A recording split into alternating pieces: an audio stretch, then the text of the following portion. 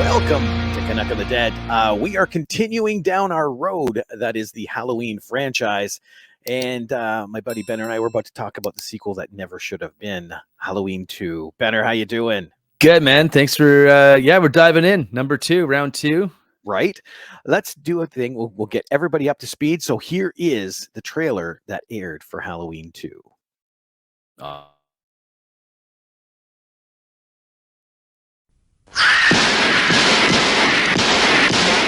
I shot him 6 times. I shot him in the heart. The man, he's not human. Right?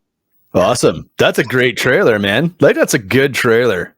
Like, we were just, in the last episode, we were talking about Donald Pleasance and how awesome Donald Pleasance was and is in this series. And like, that's amazing. What a way to start off that trailer when he's like, I shot him 6 times. Like, And the black you're screen. evil. He's not human. Like, Right? awesome. It's all a black screen. You're just hearing screaming and gunshots, and then Donald Pleasance. You'd go and see that movie. Like, when that movie came out, you would go and see that movie based on that trailer. It looks awesome. Yeah, absolutely. Well done. Now, there's a little piece of trivia I didn't realize until I looked up trivia on this film. In the Halloween franchise, Jamie Lee Curtis has played Laurie Strode in 6 different decades. Right. Yeah. And I didn't realize that. That's insane. Yeah, that is insane. Because the 70s, this is the 80s. H2O is the 90s. Resurrection's the O2s or whatever you call them, the O's. Right. Halloween is 18 and Halloween Kills is just 2021. That's insane. Okay, so let's dive into Halloween 2 because this is a sequel that John Carpenter never wanted. And yeah, it would have made his life a lot easier if this film had never existed. Well, maybe. Right. But you can actually blame him for that because he's the one who did the false ending. Yeah. So, of course, the studio is going to jump all over that. Like, okay, let's keep going, right? But it adds more to the story. Now, are you one of the people that is opposed to Halloween 2, or do you accept it as part of the Michael story?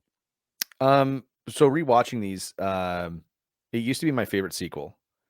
That's changed, but I still feel it's a strong. I still feel it's a strong film, and yeah, I mean, like you said, I mean, I think there's an ending. There's an ending to the first film that is open. And it's an open-ended flick, and where did Michael Myers go? And there's a story to be told there, I think, for sure. And I think it's just I just wish. I think the second film, like, I kind of wish it had a bit more cash behind it. You can still tell it's a low-budget film, and I don't know the details around the production, but it sounds to me like it just seems to me that they're like, just remake, give us something like the first Halloween movie so we can make some more cash on it. But again, I still think it's an interesting story, and obviously the big reveal in the film, I think personally, I think it works. I think it's one of the things that I just think it adds a lot to the lore and a lot to the motive of what's happening in the series. There's obviously different points of view on that, but that's what camp I sit in. I'm good with either, but I do feel like it's a strong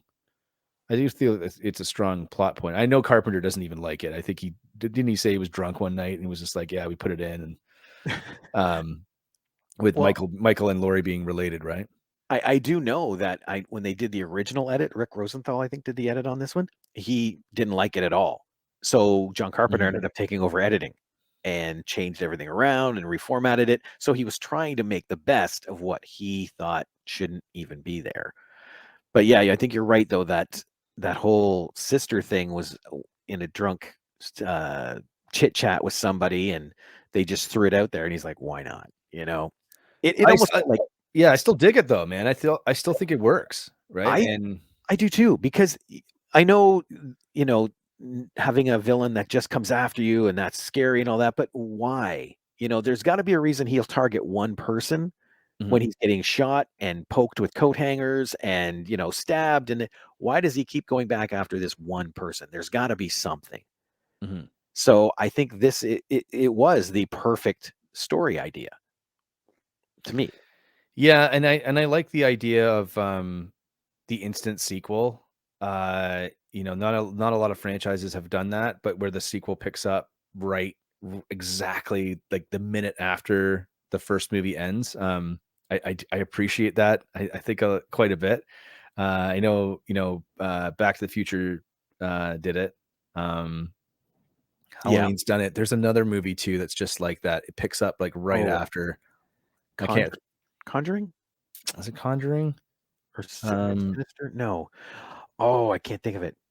But there's a few films like that, right? That are just and it's hard to pull that off. So, but I think I like this flick. I mean, I think it's it, it's definitely not as good as the first one. But again, I'd say no sequel is, right? In this franchise at least. But some come close, but this is probably the closest as far as like atmosphere, feeling. The vibe is so similar to the first one that I think it works, right? So, yeah. Well, this is the one that really cemented Michael as that impervious evil entity. Yeah, I mean that scene in the trailer, like in the film when he just walks through that glass door. It's like, it's awesome. Like he's just this nonstop kind of relentless force of evil, right? So like nothing stops this guy. I love that scene personally, but yeah. So now, when you watched the original, did you watch both of these together, or were they separated by time? Uh, Again, I can't remember. I honestly can't remember. I remember. I think it was separated by time. Um, or did we watch them back to back? I feel like it's something we would have watched back to back though, because we would have known that it wasn't a secret that it picked up right after the first one, right? So yeah, I don't have an answer for you. Isn't that No. weird? Yeah, I don't remember for a lot of movies. I remember certain horror movies that I saw for the first time. I can tell you exactly when I saw them, how old I was, where I saw them. But some movies I don't. It probably incorporated some kind of movie night, right? But yeah. And it sounds like this wasn't exactly your franchise to start, and Gabe's kind of twisted you around, so now you're looking at it in a whole new light. Yeah, like I mean, I think like my franchise, like my favorite franchise when I was a kid, was Hellraiser. Just because those movies are so batshit crazy, and I loved Pinhead as a villain. Like I just love that guy. I love the Nightmare on Elm Street movies, kind of for the same reason. And like I love Texas Chainsaw. I think is probably my favorite horror movie. But that franchise is we won't get into that. But it's that's a challenging franchise to get into. So I wouldn't say that's my favorite franchise at all. But certainly, first Texas Chainsaw is my favorite horror movie of all time. I think it's the most effective, but my favorite franchises, I think, growing up was like Hellraiser and Nightmare. And Halloween and Friday the 13th were movies I would watch later on when I was like a teenager, like in my later teenage years, but weren't necessarily my favorites. But again, like I said in the first episode, like over time, you get a new appreciation for like kind of what they were trying to do. And I think just being in film now and seeing how film made and be behind the scenes and work on the marketing and that sort of stuff of what I do with Black Fawn Distro and Black Fawn Films, kind of gives you a new appreciation for like, here's kind of what they were trying to do. Some of this stuff is just like throwing as much crap at the wall and see what sticks, right? Like, but stuff that sticks sometimes is brilliant stuff, right? So yeah, that's where I'm sitting on this. Well, and I wonder if like with John too, when he was forced to write this, was he kind of self-sabotaging by putting all of this extra stuff? Like he thought that the sister angle might make people turn away from it or things like that. I don't know. My perception is that I think they were just trying to give this film some flair, so it wasn't a carbon copy of the first one. I like again, like I don't mind the plot point. I think it's pretty good. I feel like my guess is that they were probably just trying to make it so it's like this is something kind of different, so it has a reason for the sequel to exist, even though maybe he wasn't super on board with doing it in the first place. I mean, he didn't direct it, obviously. Yeah. He just wrote it with Deborah Hill, right, which was his wife. So I think that they were probably just trying to, I mean, it does, in retrospect, it does feel a little Empire Strikes Back, but but I think this movie came out. Yeah, I guess came out after Empire. So you got to wonder if they're like, hey, you know what would be good if we had this weird, like crazy twist in the second movie. But I think it was probably them just kind of trying to come up with something that was original and just kind of added to the story to give it a reason to exist, I think. But maybe in retrospect, he doesn't like it, which is kind of clear from past interviews. But yeah, I don't know. I mean, John Carpenter can say whatever he wants, right? But yeah, that's true too. Yeah. This one actually spawned a couple copycats as well, because I think of the very next year they had Visiting Hours come out, which was or set in the hospital. It's great setting. Just something about a place of safety, a place where you get you get medical attention, like you're getting better. There's doctors there people take care of you there. Like that's a place of safety, right? And to turn that into sort of like a nightmare setting is pretty good, right? Is there any part of this film that you think might have been done better? Whether I think the red herring of the guy who gets killed at the start, where he's dressed up like Michael Myers, but is not, and he just kind of disappears from the movie. He just like you never really know what happens to that guy. Yeah, I mean, I think how does that play out? I can't remember exactly. There's another guy that's dressed like Michael Myers that they think is Michael Myers, There's right? 3 of them, because one shows up at one end of the street, the other, and then one in an alley, and then Donald goes after the one who goes across the street, and wham. Yeah. So I think, yeah, I mean, again, you're probably just trying to stretch this film out to a feature, so you just need some scenes in there like that. But yeah, I mean, I think they kind of made a mistake not getting the original actor, obviously, that played Jason. Was it Tony Moran, right? Or sorry, Michael. Sorry. In the first film. Yeah, it was Tony. Yeah. So, and they got a different guy to play him in this sequel. So I feel like that is, like I was saying in the first episode, like the mask is the same mask from the first film, but the other actor's head is a bit bigger, and so the mask looks a bit stretched, so it doesn't look quite the same. Again, budgetary reasons, they probably couldn't recreate it, and that's just what they went with, which makes sense when they were making these movies. Like, well, we'll just use the original mask. Like that makes the most sense. Why would we recreate a mask for a different guy? I mean, how big is his head, right? Well, clearly a little bit bigger. There's a sequence too in the hot tub, or the not the hot tub, but the therapy pool. Therapy pool.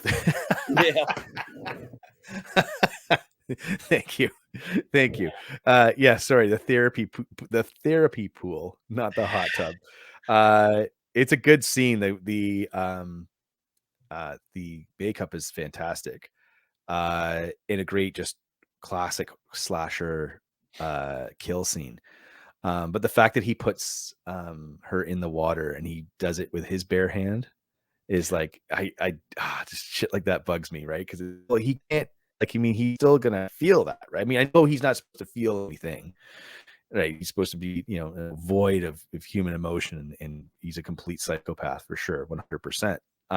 But you still, I mean, I feel like the hand should have been hurt. The physical hand should have come up a little bit, messed up. Didn't bug me too much, only because, and when we get to talking about 4, I will spout amazing things about 4, because to me that is the best one. But it sets up this evil entity, that it doesn't matter what happens to the body, that it's just its sole purpose is to keep going forward. Yeah, that's fair, and I can let that slide, right? I mean, I'm not. It's not a deal breaker for me, but I feel like there was a little bit of a missed opportunity there, because he does get injured. Like, I mean, throughout the films, he does have physical ailments happen to him, right? Like his body takes damage, and it's visible damage that he deals with. But Jamie gets him with the coat hanger. You see him, you recoil from that. Yeah, exactly. So it's not like he doesn't feel pain. He's able to, basically walk through that pain, no problem. So I felt like, I don't know, maybe he's just maybe he was aware of that pain that was going to happen, and it didn't catch him by surprise. So whereas a coat hanger to the eye, whoop, didn't see that coming. Yeah. Some information on the mask. The reason it looks so different, not only for body shape, is because, and it was Nick Castle. Tony Moran does play Michael, but I think it's just that one scene of him jumping over the car. Right. It was Okay. Nick Castle that actually played the shape throughout the film. He kept it in his back pocket during shooting. Right? Gotcha. He would just shove the mask in his back pocket, and they kept going. And then Deborah Hill had it under her bed for years before they got to Halloween. Oh, right. I had heard that. Yes. Yes. Because they didn't think they would do the sequel, right? Yep. And then they shot the sequel and they had to find the original mask and it was stuck. And it yellowed because both she and Carpenter were heavy smokers. So nicotine was God, how heavy smoke, like how heavy of a smoker. That's crazy.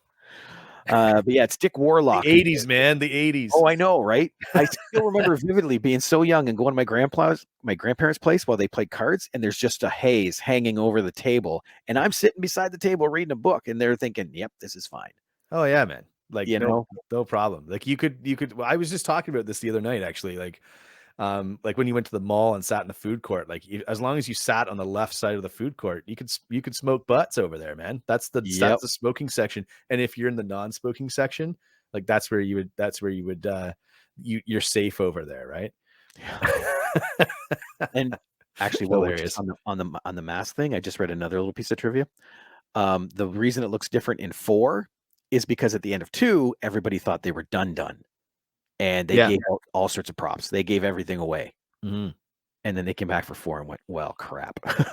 So who has that mask now? Who has the original mask? Is that still around? Does someone have that, do you think? I would be very interested to know who has that, because that would be interesting. It doesn't Like, say here. That's a piece of, like, I might imagine it's probably destroyed, but I mean that's a piece of film history. I mean, you put that on auction, you'd probably make more than $10, you know? Oh yeah, you got to figure 45-year-old latex though. No, you got to freeze it, or I don't know, put it into what do you call it? Hermetically Some sealed box. Yeah, stasis. Awesome though. Yeah. So now with this one, because it's set right afterwards, I know I asked you if you watched them together. I know I did, and again, that's why my night was so messed up when I was babysitting and watching both of these films. With it being exactly set up, it does feel like literally one giant film, which wasn't done in the 70s, 80s. Well, nowadays you get 3-hour films. But I thought that was new for that, especially for a horror genre, to make what conceivably is a 3-hour movie. Yeah. I mean, it definitely feels like episodic, which is obviously, like we were talking in the first episode, just kind of how, like the original concept of the series was supposed to be a different story every film and whatnot, right? So this does feel very episodic. It does feel like a chapter 2, which is really cool. I love the ending of this movie too. I think it's fantastic. As far as making a sequel and not planning on making, 3, 4, 5, 6, 7, 8, 9, 10 sequels or whatever. I think it's pretty definitive end. We just made, we were talking before we went on the air. So the Mr. Sandman from the Cordettes. Yeah. Which you corrected me. Thank you very much. But and rightfully so. But the Mr. Sandman track is also iconic, becomes iconic throughout the series. I don't think that's featured in the first movie, right? I couldn't remember. I thought it was, but it's not. Right. And that obviously, a really, really cool tie-in is that movie starts Halloween H2O, which in this timeline is the third movie, I guess, in that timeline. Right. We'll obviously, whenever we do that episode, we're not, I don't think it's a secret. I don't know. We don't know actually how we're going to do it, right? Because we might have to go by timeline or we do chronological. We're not sure, but you can create a playlist after, but ultimately, yeah, like, I mean, I think it's a great tune. I love when films sort of use really those upbeat sort of 50s tracks, really sort of, I don't know what the word is for it. But just that sort of like upbeat sort of like, track to like something with the undertones of something vicious happening or something horrible, something horrific. I just think it's like the irony of putting those two things together. X-Files used to do it a lot, which Yes. was brilliant. And I know tons of movies have done it since, but I always feel it's very impactful, and I always feel that it works. And for this one to end, what I love about this ending is like you're not quite sure what's next for Laurie Strode. You know that she's a survivor and she's a fighter, but you're not quite sure where she's going to go. I mean, she gets into the ambulance, they drive away. The song "Mr. Sandman," like, I mean, you're like, okay, so is that a reference to like, is she able to sleep now because nothing's coming after her, or is she traumatized beyond belief? Which is which? I kind of I always wanted Halloween 3 to be a continuation of this story. Or the next sequel with Jamie Lee Curtis, and it's too bad that they didn't do it. I understand why, but in retrospect, obviously, I just feel like it would have been. I think it would have been a strong entry to kind of revisit Laurie Strode a couple years after Halloween 2, and maybe she's psychologically wrecked, or maybe she's kind of learned to overcome that. I just think there's a story there for her character, and lots of rich development. Obviously, they try and do some of that in H2O, and it's not necessarily that movie's decent, but they just like, I just feel there was an opportunity to kind of like really explore that. But again, with the ending of this film, spoilers, we should have said this at the top, but we're just assuming that everyone's seen all these movies. Well, yeah, we're talking 45 years, so. But the ending, yeah, that's enough time, right? So, but the ending of this movie I love the confrontation he has with Loomis. I like, I just love the fact that they burn him at the end. I think is super awesome. Like, I just think it's like, I just think it's a great ending, a great kill for the character. Obviously, it's not the last time we see Michael Myers, but at the time, fairly fitting. But like I said, I mean, I just like, what would a Halloween 3 look like with Jamie Lee Curtis made in, let's say, 1983, 1984? What would that look like, and what story would that be able to tell, and whether or not it was like that's a final entry into the trilogy. Like, I think what people don't understand is that trilogies weren't around. You didn't make trilogies. Back in the early 80s. Like I don't know what obviously the plan for Star Wars was, like multiple movies, but at the Well, time they hadn't even made Jedi. That trilogy hadn't even been completed. There was no Back to the Future. There was no Godfather trilogy. it was done like Yeah. Rocky, where, he had this massive story, but thought, okay, I'm getting one shot. What am I going to shoot? Okay, Right. I'll make this film. And that was it. It was supposed to be one film. Yeah, and even like Indiana Jones, like Raiders of the Lost Ark was, I think, supposed to be a one-off. They got a sequel because it was an original, or sorry, it did so well at the box office, but even that hadn't come out. Like Temple of Doom didn't come out till '84, and that was actually a prequel when it came out. So I mean, it's interesting. Like, I mean, I don't think there was a lot of thought put into like trilogies and how successful trilogies were.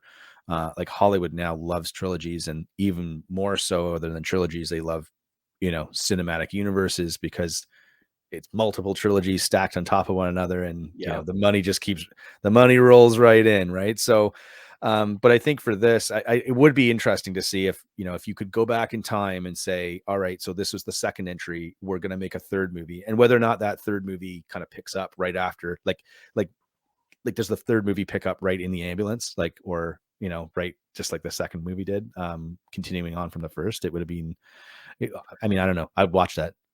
That would have been a brilliant trilogy, I gotta admit. Yeah, all 3, basically back to back to back, and then the Yeah. last one would be more of a psychological horror, because she's now dealing with the demons, like, Michael's gone, but not to her. And I'm Oh, surprised that didn't play into, um like, I'm kind of surprised that didn't play into the remake that they did, right? So that to me was the most, it was like, okay, so obviously John Carpenter was involved in the Blumhouse remakes, right? So I'm sure it's clear that he was like, well, if I could do it all over again, I wouldn't have done Halloween 2. I think that's probably why it was ignored. And also, you remove the fact that Michael Myers is Laurie Strode's brother. But whether or not, again, like I just feel like it's like you could still continue on that story, and it'd be interesting to see if you could do that. But as we mentioned, like the timelines for this franchise are all over the place, man. There's multiple branches. It's sort of one of the things that it's kind of cool to do because you can kind of watch whichever timeline you want, but also makes the continuity of the franchise a bit frustrating too, right? You could literally go back and make a film like you're talking about, and it would drop into every franchise except the zombie one. Right. Because it's yeah. Like, do you connect? Like, yeah, do you make like a? But then it's just too crazy, right? It's just it's too nuts. Like, I think like for myself, like I know just the other day, like Jamie Lee Curtis wrapped her shoot on Halloween Ends, and it looks to be the final movie maybe ever. I don't know if they can reboot it again, and that's a story for another episode for sure. Like we should dive into that. But where do you kind of go from here? And in the remake, obviously, the fact that like Michael Myers is captured after the events of the first movie and incarcerated for the 40 years, whether or not like like sure that's fine, but I still feel like maybe you don't give I think that still takes away kind of from the ending of the first movie a little bit, but I don't know. I've got mixed feelings on that, man. We'll get to it when we get to the rebootquels or the requels or whatever you want to call them. But I still feel like the plot points in this movie are pretty good, and it's executed fairly well. Again, on 4K, I got to show. Oh, I didn't show this, but like, yeah, the 4K releases. I only picked up the first two so far, but Halloween 2, again, it looks fantastic. Like the colors in it, and just like the fact that these were shot on film and then restored into 4K. It's like the best they've ever looked. And quite a treat to watch them again in that sort of format. I'm a huge 4K nerd now, so I can't say how awesome 4K is. Like, it's amazing, and it brings all new life to all these films in ways that makes it feel like you are watching them for the very first time, which is just a treat. Especially for these ones, because they've been off the screen for so long. Yeah. Yeah. And from when you watch them, right? Like we were talking about, when did you watch these movies? Well, I can't tell you exactly when, but I can tell you what format it was. And it was VHS on a 4:3 television that was probably not bigger than, I don't know, I'd say maybe like 35 inches. Like, you got like a 35-inch or 40-inch like tube television. Like, that was a big screen, man. Unless you had one of the big, the old school, like big floor projectors. Like, there was always one kid on the block that had one of those, which was awesome. And that's where you would go play Nintendo because it was awesome. But yeah, I can tell you, I watched all these movies on like 4:3 pan and scan VHS. And so going back and looking at them when they're like fully restored in letterbox framing, the way that the original like the director originally intended this movie, the way that people would have watched it in a theater. And also, I think these movies, I gotta check, but I think it was, I can't remember if it's Carpenter or if it's the original. I think it's the cinematographer that signed off on the color grading. Yeah.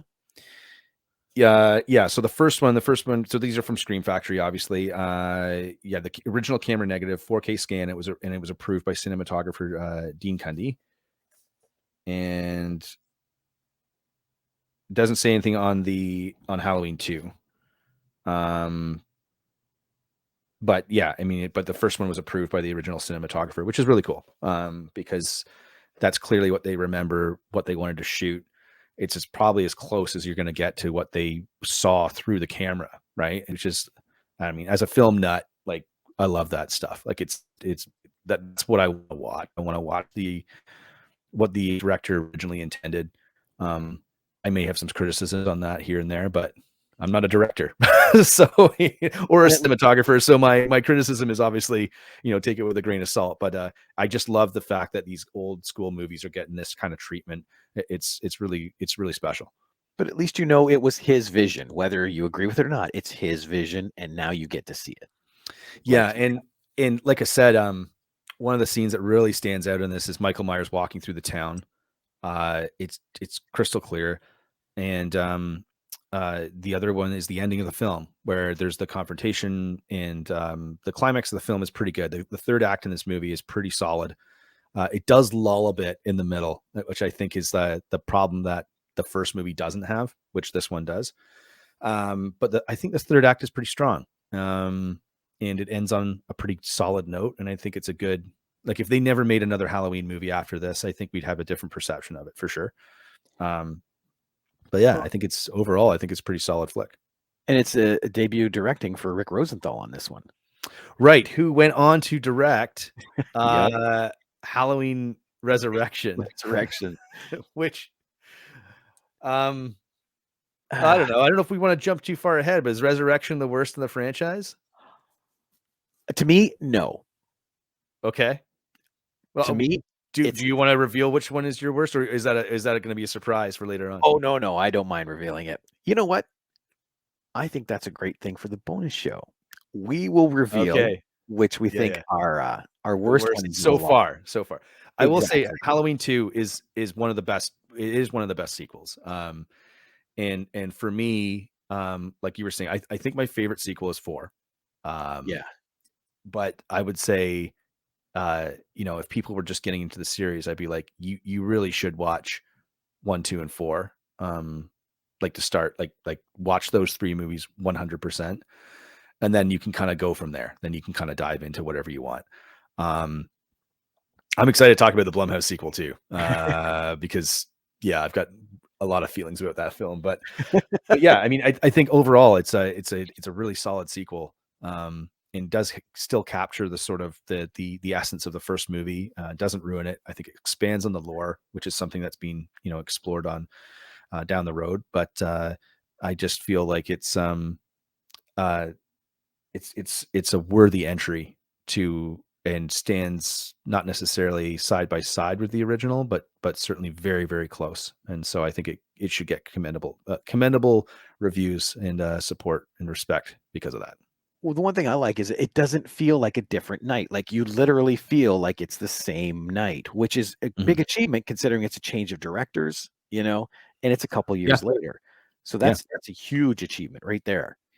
Yeah, something about recreating atmosphere in the vibe of someone else it's not as easy as it sounds. It's very, very hard to do. So it's commendable to it's Rick, right? Yeah, Rick Rosenthal. Which Halloween Resurrection, man. Oh man, I can't wait to do that one. Oh man. All right. What happened, Rick? I guess 35 years passed, right? Or 30 years. Yeah. And he said, I'll take the paycheck. Yeah. Stick around for the bonus show, because we are going to talk about what we think our worst is. And I'm also going to get Benner's opinion on if this had been released as they originally intended, what his thoughts might be. And that's in 3D.